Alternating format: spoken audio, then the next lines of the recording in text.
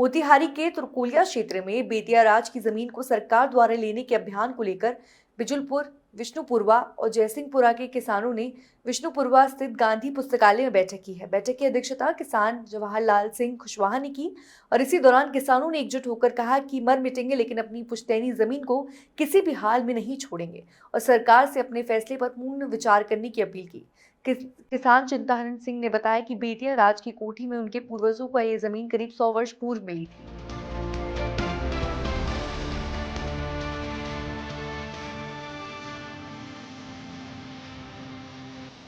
आज के बैठक का उद्देश्य क्या है, किस लिए बैठक की है, बताइए।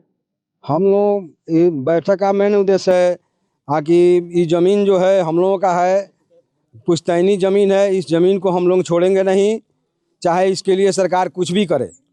सरकार अगर कुछ भी करेगा हम लोग इस पर मर मिटेंगे, लेकिन ज़मीन नहीं छोड़ेंगे। ज़मीन हमारी माता है और हमारी माता से जो भी खिलवाड़ करेगा उसको बूटी बूटी काट देंगे। किस लिए आप लोग कैसा जमीन है जो सरकार द्वारा नोटिस दिया गया? हम लोग का निजी जमीन है, हाँ, अपना जमीन है। अरे ज़मीन हम लोगों का है। हम लोग तो यही जानते हैं ज़मीन वो बेतिया राज का जो था वो ज़मीन हम लोगों को कोठी से प्राप्त हुआ है। उस ज़मीन पर हम लोग वर्षों से हमारे बाप दादा रह रहे हैं। हम लोगों का पुश्तैनी ज़मीन है। तो आज आप लोग बैठक किए हैं, बैठक किस लिए किए, कितने लोगों को नोटिस आई है?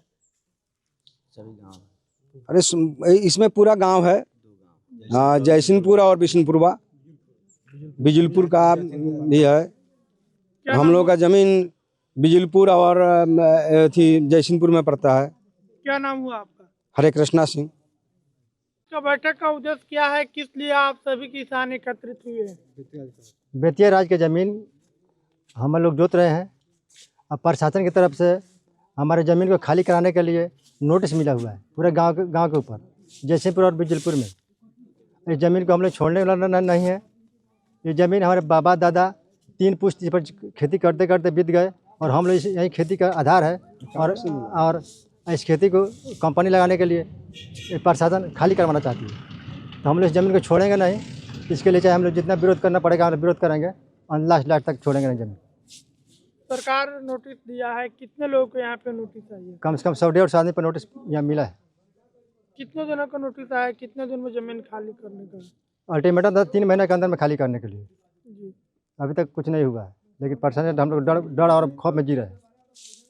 अगर सरकार अंतिम चरण में खाली कराने पर उतर जाती है तो आप लोग क्या करेंगे? हम लोग भी अंतिम चरण पर विरोध करने के लिए उतर जाएंगे और पूरा हम लोग समाज एकजुट होकर सरकार का विरोध करेंगे।